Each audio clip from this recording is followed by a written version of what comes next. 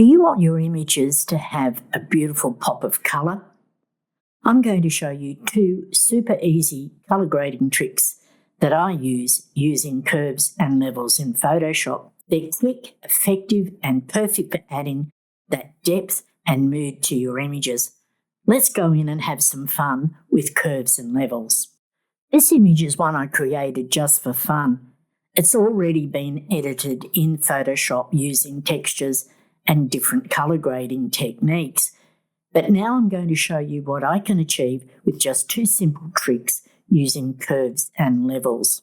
Like anything in Photoshop, there's many ways that you can get the same result. The first trick that I'm going to show you is curves. I'll come up to my adjustment layers and I'll click on curves.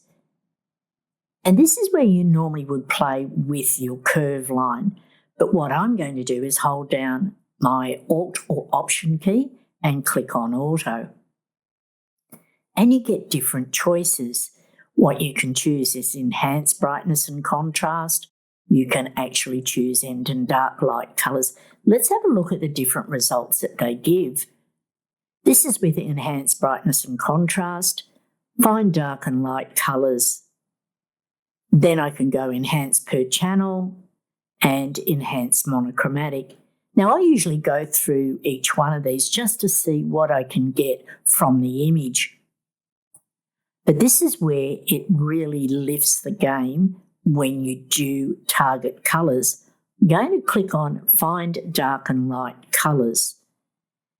I come down here and this is where I can choose the shadow colours, the mid-tone colours or the highlights. Let's go in and have a look at shadows. I'll click here. I get my colour picker. Now the shadows I might want in a deep blue. So I'm just going to come over here into the blue area and choose a blue. I'll click on OK.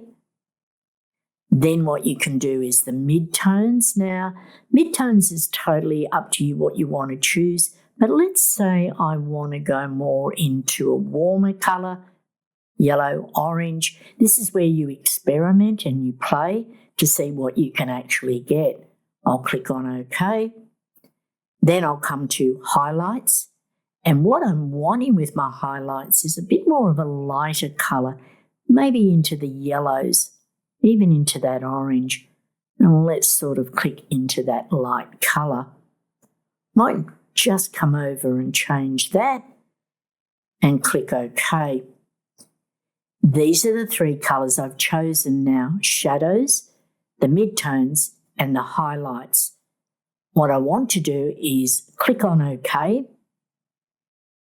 And this is where you definitely need to go no. You don't want to change this. So you click on no. And what it's done is it's made those adjustments to the shadows, the midtones and the highlights. But let's see what else I can get with this image. I'll go to the blend mode over here in my layers stack and I might choose soft light, an overlay. Let's come up to look at multiply, even darken if I wanted to, even screen if I wanted to go something very light. But I'm going to play with overlay and soft light. I'm going to drop the opacity down just a little bit. And let's have a look at what this has done. I'll turn that layer off and on. Very subtle, but it gives what I call the depth in colour. Turn that layer off and on. Now maybe I'm not happy with the colours that I chose. So what I'm going to do is come back, hold down my Alt or Option key, click on Auto. And then what I'm going to do is change the shadows. Let's come in and I'll go for a bit more of a reddy colour. And I'll come into there and so this is adding warmth into the shadows. I could go even deeper in the colour and I think I'll do that. Let's come back to the midtones and I might go a bit more up into the blue. Let's come in and find that right blue. Again, there's no formula, it's just about playing. I'll click on OK. The highlights now, I definitely want to get into the yellow tone or even into an orange. And I might come up here, add a little bit more warmth in it. So let's have a look at the colours that I've changed. I'm going to click on OK, and let's have a look. Definitely do not want to save these as my default, so I go no. I'm going to turn that layer off and on. It gives that tonal range and the depth in colours. The next technique is I'm going to use the levels. I'll turn this layer off, and I'm going to come up to my adjustment layers and choose levels. And it's the same technique. Hold down the Alt or Option key, click on Auto, and I get the choices that I want. Enhance brightness, fine dark and light colours. I can also change the target colours in here, same as what I did with the curves. So let's come into the shadows and let's choose a deep blue I want to go with. So come up here and I'll choose that. Midtones I might leave grey, but highlights I'm going to come in here. Definitely go into the oranges or the yellows. And I might even come down, oh no, up there. I get very fussy with colour. So let's have a look. Shadows, midtones and highlights. Click on OK. I definitely don't want those default. So I'll mark no. Let's come in and play with the blend mode. Let's go multiply. Even colour burn, no. Darken.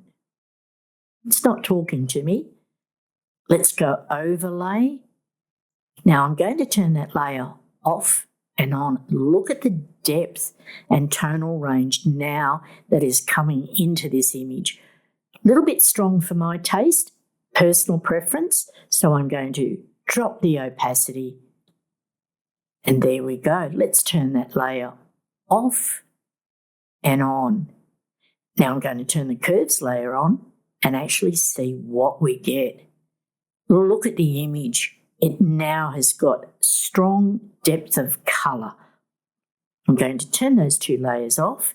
That's what we started with. I added a curves, and then I added a levels. Then I played with the blend mode and dropped the opacity. By just using your Alt or Option key gives you further selections in curves and levels. Played with the shadows and the midtones and the highlights. You can do this anytime in your workflow. You could do it towards the end, you could do it in the middle. It's just whether you want that pop of colour, or what I like to call it, the depth of colour. Thanks for watching. If you're happy with the tips and tricks that I give you on my weekly videos, don't forget to subscribe. And if you would like to keep up to date with what's happening in Sandra D Imagery, I'll put a link in the description where you can subscribe to my newsletter where I share tips and tricks, new products, and what's been happening. Thanks for watching.